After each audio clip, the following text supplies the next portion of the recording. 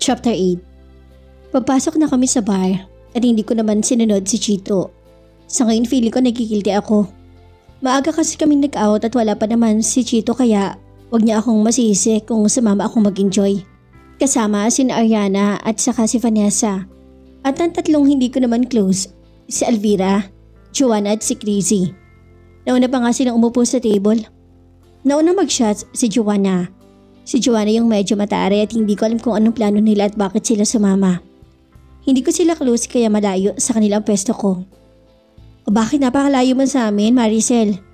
Napansin nga ni Joanna ang paglayo ko sa kanila. Hindi mo ba pansin ayaw kitang kasama? Balita ko may sugar daddy ka na. At tumawa to pagkatapos. Kumunot ang noo ko sa sinabi niya. Please Maricel, wala tayo dito para mag-away. Nandito tayo para samahan ka dahil malapit na ang dipo mo. Kailangan i-celebrate, diba? Cheers! Itinaas si Joanna ang baso niya at sinalina na rin niya ang baso ko ng alak. Nakailang lagok na ako at ang bilis kong tinablan dahil umiikot na ang paningin ko sa ilang oras kong nakaupo. Maricel, ayos ka pa ba? Huwag ka masyadong magpakalasing, kami yung malalagot kay Papa Chito. Bulong sa akin ni Vanny. Wala akong pakalam sa lalaking yun. Ang gusto ko ngay magpakasaya. Biglang uminit ang pakiramdam ko at parang gusto kong malamigan. Sa mga oras na to'y tumayo ako at hinagis ang suot kong jacket sa kung saan. Hindi ko na alam, basta ang alam ko init na init ako. Hindi ko alam kung ano tong nararamdaman ko. Bigla ko nalang hinilang isang lalaki sa tabi. Samantala, Vanessa's POV. Naku paano na? Masyadong nalasing si Maricel. Natataranta na kami ni Aryan dahil sa kinikilos si Maricel. Hindi ko akalain ganito pala siya kung malasing. Nangihila na lang ng lalaki sa tabi. Hindi naman siya ganito nung una siyang malasing. Hinanap ko ang cellphone ni Maricel at mabuti na lang at nasa mesa lang ito. Kailangan ko tawagan si Papa Chito dahil kung hindi baka kung mapano si Maricel. Relax ka ng Vanessa. Walang masamang mangyayari sa best friend niyo. Kaya niya yan. Natatawang sabi ni Joanna. I knew it. Ano kayang ginawa ng babae ko sa inumin ni Maricel? May ginawa ka ba o nilagay sa inumin ni Maricel? Agad ko siyang kinumpuranta. Tumawa lang ito. Ibig sabihin may ginawa siyang kalokohan sa inumin ni Maricel. Kung alam lang namin na hindi pala talaga totoo yung pinapakita mong ugali, hindi na sana namin kayo sinama pa. Nainis kong sabi sa kanilang tatlo. Hinawakan naman ni Ariana ang braso ko at pinipigilan niya ako dahil gusto kong sigurin ng mga babaeng to. Akala ko totoong tao, yun pala mga ka-plastikan lang pinapakita sa amin. Huminahon ka. Ayun o, masayang sumasayo sa gitna yung kaibigan natin. Hayaan na muna natin siya mag-enjoy. Basta bantayin lang natin at baka kung saan siya magpunta. Sad naman ni Ariana. Nakahinga ako ng maluwag dahil nakita kong sumasayaw lang si Maricel sa gitna. Pero may mga nakapaligid na mga lalaki. Akamang tatayun ako para hilahin si Maricel pabalik sa table namin. Pero agad namang nahawakan ni Ariana ang braso ko. Hayaan mo muna siya. Sabi pa niya. Hayaan yung kaibigan na binabasos na ng mga lalaki. Basta't bantayin lang natin siya. Dagdag pa ni Ariana. Hindi na nga namin napansin ang pag-alis ang tatlo. Bigla na lang nawala sa table namin. Napatayo ako ng silyapan ng kinaroroonan ni Maricel. Wala na to sa gitna na sinasayawan niya. Pareho kaming napatayo ni Ariana at agad na hinanap kung saan. Samantala, bigla na lang hinila ni Maricel sa tabi ang isang lalaki.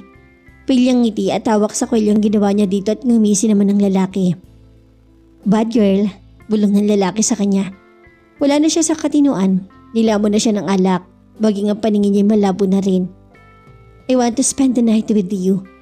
Kumindat pa siya dito. Ngumisi na naman ng lalaki. Without a word, hinila siya nito sa hagdan para umakyat sa itaas. Nasa itaas sa mga room, nagpaubaya siya sa ginawa nito. Naisip niya si Chito. Kung makukuha man siya ni Chito, sisiguraduhin niyang hindi na siya virgin at nailaan niya na sa ibang lalaki ang kanyang pagkababae. Nagtagumpay itong maipasok siya sa loob ng kwarto. Nauna siyang pumasok at naiwan sa labas ang lalaki nagdala sa kanya. Ilang minuto pa'y sumunod na rin to sa loob. Bakit para nag-iba ang hulman ng katawan nito? Tumangkad rin ito at hindi katulad ng lalaking kanina nakasama niya paakyat. Umiikot ng paningin ni Maricel pero alam niyang ibang lalaki itong nasa harapan niya ngayon. Tatayo ka na lang ba dyan? Come here, I'm yours all night.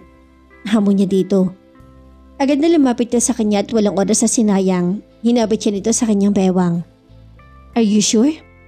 Nanindig ang kanyang balahibo sa narinig na boses ito. Nang bumulong ito sa kanya ay parang narinig niya na ang boses na yon. Hindi niya nalang matandaan kung saan. Tila may sariling pag-iisip ang kamay niya at kinuwelyuhan niya kagad ang lalaking nasa harapan niya. Gumanti siya rito. Yes, I'm pretty sure. Nakakaakit rin na bulong niya dito. Familiar ang perfume nito. Familiar din ang boses ito pero hindi niya maaninag ang mukha dahil sa nalalabo ang kanyang paningin. Without a word, sinunggaban kaagad siya ng halik nito sa labi. Nagustuhan niya ang halik ng lalaking to. Tila may kung anong kuryente na naramdaman nang maglapat ang labi nito sa kanya. Narinig niya ang pagkapunit ng suot niya. Pinunit nito ang damit niya. You like it, right? The man whispered to her ears at kinagat pa nito ang kanyang ilob. Bigla siyang nakiliti habang ang mga kamay nito ay nakapasada na sa kanyang mga hita. I like it too. He whispered again. Sa isang iglap, naghubad nito ang kanyang pangitaas sa suot. Tila naibalik siya sa katinuan sa mga oras na yon pero hindi niya pa rin maklaro ang mukha ng lalaki nagpapaligaya sa kanya ngayon. Ngayon niya lang kasi naramdaman sa tanang buhay niya. Ang sarap pala nito. Wika niya.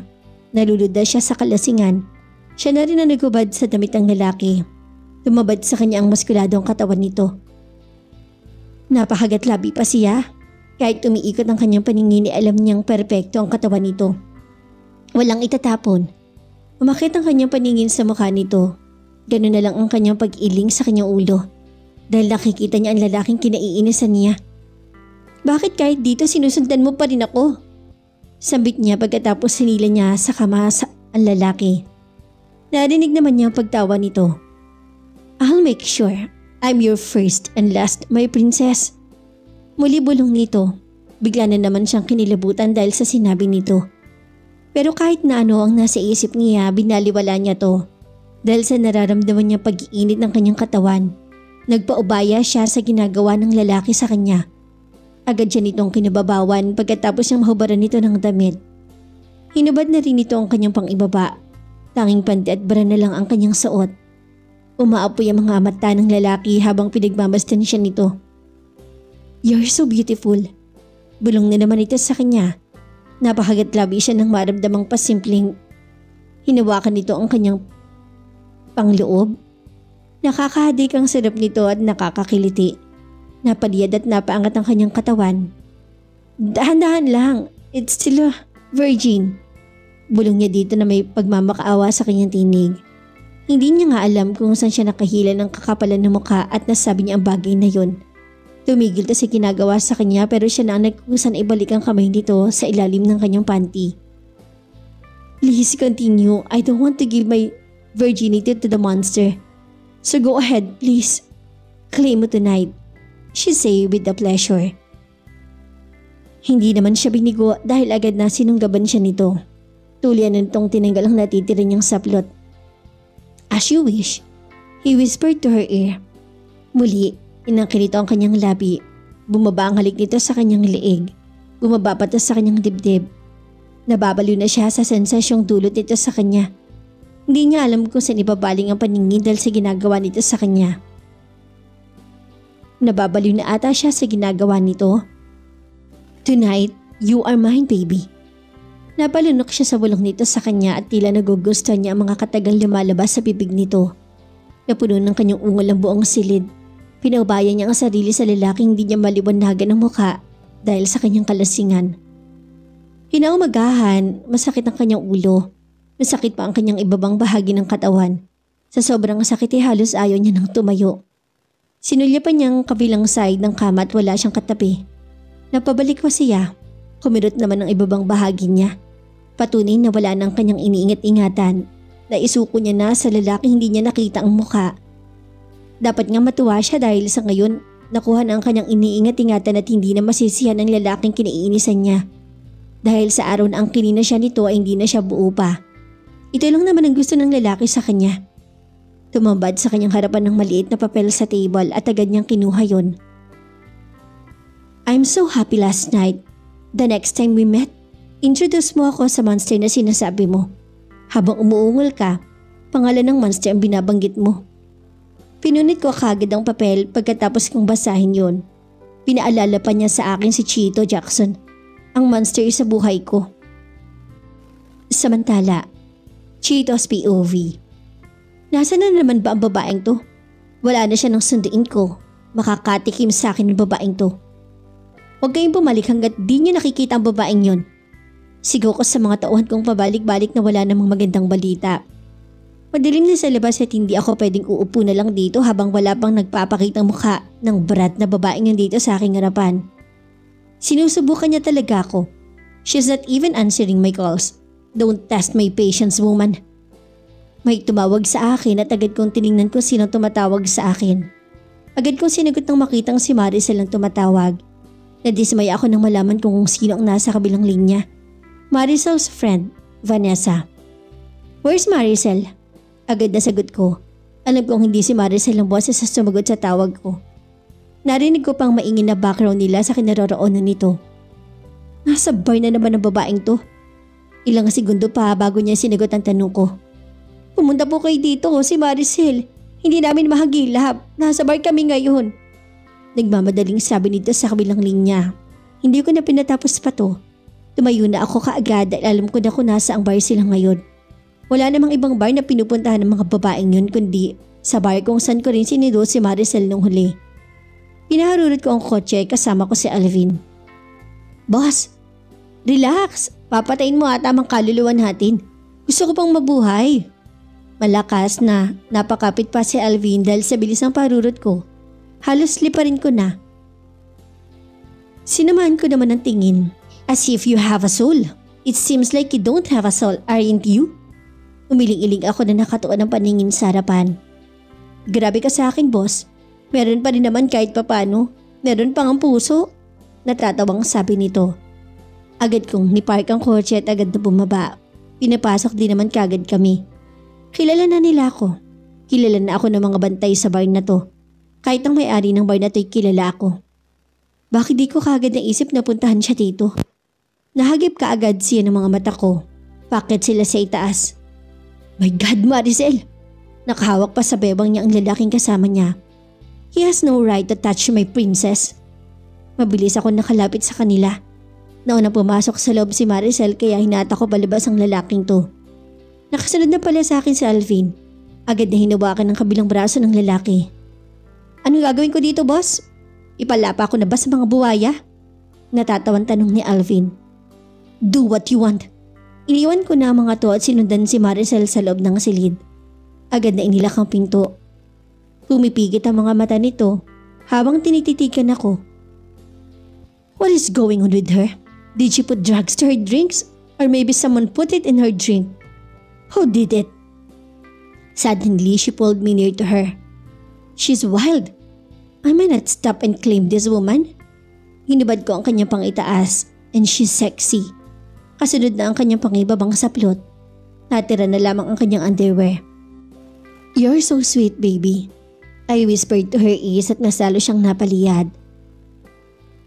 I touched the garter of her panty. Nakakapanggigil ang babaeng to. Nakikita niyang kalupitan ko. Hinahamon niya talaga ako. Saglit ako natigilan habang pinagmamasan siyang kagat ang kanyang labi. She makes me crazy. Sa kanya ko lang naramdaman to. Sa dinami-dami ko ng babaeng na ikama. Claim me now, please. Ayokong si Master makauna sa akin. Now, she's begging. Even her voice is so sweet to listen to, especially when begging with me to claim her. Monster? Who's monster? Am I that monster? Is she referring to me? Monster pala. Matitikman mo ang monster na sinasabi mo. Mas monster ako pagdating sa kama. Samantala, Manang Lelia's POV. Umaga nang makauwi si Maricel kanina. San kaya galing ang batang yun at naumagahan na sa pag-uwi? Pareho lang sila ni boss. Maaga na rin na umuwi. Hindi naman sila magkasama pero pareho silang umaga na umuwi. Ano meron kaya sa dalawang yun? Anong oras na hindi pa rin lumalabas si Maricel sa kanyang silid? Kanina ko pa napapansin na hindi siya lumalabas. Anong meron kaya at hapon na wala akong kahit na anino ng batang yun na nakita? Nakita niyo bang lumabas si Senyorita Maricel? Tanong ko kay Stella nakakapasok lang sa kusina. Kumuha ng tubig sa ref. Nagkibit palikat lang ito. Hindi ko pa po nakita manang mukhang may pinagkakabalan sa loob ng kwarto niya. Nagsalin to ng tubig sa baso niya. Si Stella ay kasing edad lang din ni Senyorita Maricel. Nagpagpasyan ko na lang napuntan siya sa silid niya. Baka masyadong maraming ginagawa kaya hindi lumalabas. Baka maraming gawain sa school nila. Muli akong kumatok sa pinto pero walang sumasagot. Tanging tahimik lang sa loob. Wala ako naririnig na kahit na ano nang ilapit ko sa pinto ang aking tenga. Sa bagay hindi niya yun maririnig sa labas. Ginawa ko lang tanga ang sarili ko. Naku naman na batang to, bakit ayaw sumagot? Tiniid ko ang doorknob. Mabuti naman at hindi siya nakalak. Tumambad sa aking harapan na nakatulokbong sa kumot. Diyos ko naman na batang to. Lamig na hindi pa rin hinihinaan ng aircon. Hininaan ko muna to bago tuluyang lumapit sa kama nito. Bakit parang nanginginig to? Tinanggal ko ang kumot sa kanyang mukha. Diyos ko na bata ka. Dinama ko kagad ang noon niya at ang taas ang lagnat niya. May lagnat ka. Bulalas ko. Nagising to at tama ang tingin niya ay diretso sa akin. Manang, nilalamig po ako. Nanginginig na sumbong niya sa akin. Meron palang lagnat pero hindi mo lang nagsabi. Kanina pa ba yung lagnat mo? Muli kong sinalat ang kanyang noo at napakainit ng kanyang noo. Kukuha muna ako ng gamot. Dito ka muna at ako'y kukuha ng gamot mo. Iniwan ko na kagad to. Pagbaba ko'y nakasalubong ko si Boss Jackson. Mukhang kakarating lang nila. Manang, nasa si Maricel. I want to talk to her. Papunta niyo sa silid ko. Akmang tataligod na to nang tawagin ko to at napalingon naman agad si Boss sa akin. Nakataas sa mga kilay. Why? Tanong niya na lumapit muli sa akin. May sakit si Maricel, boss. Mataas ang lagnat ng batang yun. Sumbong ko dito. What? Tila na bigla sa sinabi ko at hindi ba kapanipaniwala na may sakit ng batang yun. Sa bagay, sanay kami na palagi nakangiti ang babaeng yun. Palagi may pabaon na sagot kay boss at palaging may pambabara. Pero ngayon, tahimik ang mansyon dahil walang maingay. Magbibihis lang ako at pupuntahan ko na siya sa kwarto. Agad na umalis sa aking harapan si boss at halatang nag-aalala siya kay Maricel. Pagbalik ko sa silid ni Maricel ay ganun pa rin ang pwesto niya. Nakabalot sa kumot na buong katawan. Dala ko ang bimpo at gamot para sa lagnat niya. Tinanggal ko ang kumot sa kanyang kalahating katawan at nilalamig pa rin to. Bumangon ka iha dahil gagamutin kita. Sabi ko sa kanya, inalalaan ko siyang umupo. Matamlay ang mukha at bahagag ang buhok. Masakit po manang. Mahinang sabi niya sa akin pagkatapos ko siyang alalayang umupo. Nag-isip ako kung anong masakit sa kanya bago pa man ako nakapagsalita ay narinig ko ng tikhim ni boss mula sa likuran ko. Mamaya-maya lang ay nandito na yung doktor na titingin sa'yo. Saad ni boss sa aming likuran at tumingala si Maricel kay boss. Di na ako virgin. Mahinang sambit niya. Nanlalaki ang mga mata ko sa sinabi ng batang to. Ano bang pinagsasabi ng batang to? Napatingin ako kay boss at hindi ko alam kung bakit natawa si boss sa sinabi ni Maricel. Nagsasabi ako ng totoo. Ngayong alam mo na, pakakawala mo na ba ako? Naging seryoso ang mukha ni Maricel at ganun din si boss. Tila sila lang yung nagkakaintindihan. Mas lalong hindi kita pakakawalan, Maricel. Naka-cross arms itong sabi kay Maricel. Usapang virginity, mukhang aalisan lang ako. Samantala, Maricel's POV. Ihika-ika akong pumasok sa mansyon. Mabuti na lang at walang nakapansin sa akin. Sobrang sakit. Sakit na parang ilang poste ang tumarak sa akin. Nag-iisip pa ba ako? Sa hindi ko kilala at hindi ko naalala mukha ng isang lalaking pinagbigyan ko ng napakahalagang bagay sa akin. Para lang pakawalan ako ni Monster Chito Jackson. Napaka-imposible at hindi niya ako nahanap. Mabuti nga't umuwi pa rin ako dito. Naligo kagad ako pagpasok sa banyo. Nagkuskus hanggang sa mawala sa isip ko ang nangyari kagabi. Kung gaano ko kaayo na mapunta kay Chito, ang iniingat-ingatan ko. Masalo rin naman na pinagsisihan kong napunta sa hindi ko namang kilala ang virginity ko. Pagkagising ko'y lamig na lamig ako at gusto kong bumaba para kumain pero ayaw gumalaw ng mga paa ko. Nagtalokbong ako ng kumot pero wala pa rin nangyari. Hindi mo lang nabawasan ang lamig na nararamdaman ko. Pagkagising ko'y tumambad sa aking harapan si Manang. May dalang pagkain.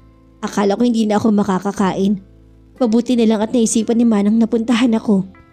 Nabigla pa siya nang salatin niya ang noo ko. Ilang minuto pinagsalita naman sa kanyang likuran ng lalaking kinainisan ko. Hindi ko alam kung bakit ko nasabi ang katagang bigla na lang lumalabas sa bibig ko. Parang gusto kong ipagsigawan sa lalaking to na wala na siyang makukuha sa akin dahil nakuha na ng iba. Pero sa sinabi ko ay tumawa pa to at hindi man lang nagulat. Anong nakakatawa? Pagtataray ko. Nagpalipat-lipat ang tingin ni Manang sa aming dalawa. No matter what you say, I will never let you go. Just because you're no longer a virgin? Do you think I will believe it? At sinamaan ko siya ng tingin. Bakit ayaw niyang maniwala?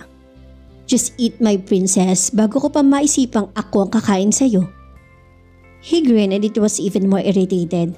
Hindi ko na muli siyang sinulyapan. Kumain na lang ako bago pa mairita at mabaliw sa pagmumukha ng lalaking to.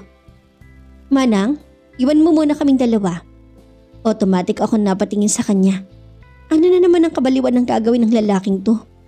Agad na tumalima si Manang at iniwan nga kami sa loob ng kwarto ko. Kami lang dalawa at ang lagkit pa ng tingin niya sa akin.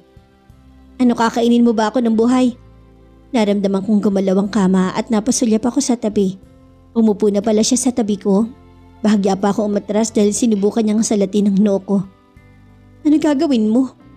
Kinakabahang tanong ko sa kanya.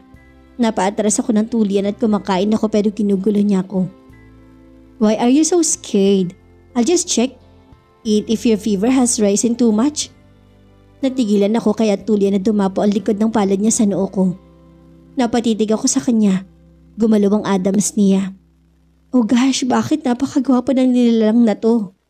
Pumikit ako para hindi ko na siya matitikan pa. Baka biglang bumigay ako dahil sa taglay ng kanyang kagwapuhan. Gosh, ang hininga niya ay tumatawa sa aking liig. Namangmulat ako'y nasa leg ko ng kanyang mga tingin. Nagtama ang aming paningin. Napalunok ako. Bakit tila hindi na to bago sa akin? Bakit parang naranasan ko na mga scene na to? Tumikim ako para mawala ang tense na nararamdaman ko. Hindi mo man lang ba ako tatanungin kung saan ako galing kagabi o ano ang ginawa ko? Tanong ko sa kanya at nakatitig lang siya sa akin. Ilang minuto ay tumikim ito. What for? Malaki ka na, Maricel, at hindi ka na bata. So I know, you know what you're doing. Inagaw niya sa akin ang hawak kong kutsara na hindi man lang ako tumutol. Sinubukan niyang subuan ako at pumayag naman ako. Siya na ang nagpakain sa akin. Ngunit bakit? Parang familiar ang rebulto niya.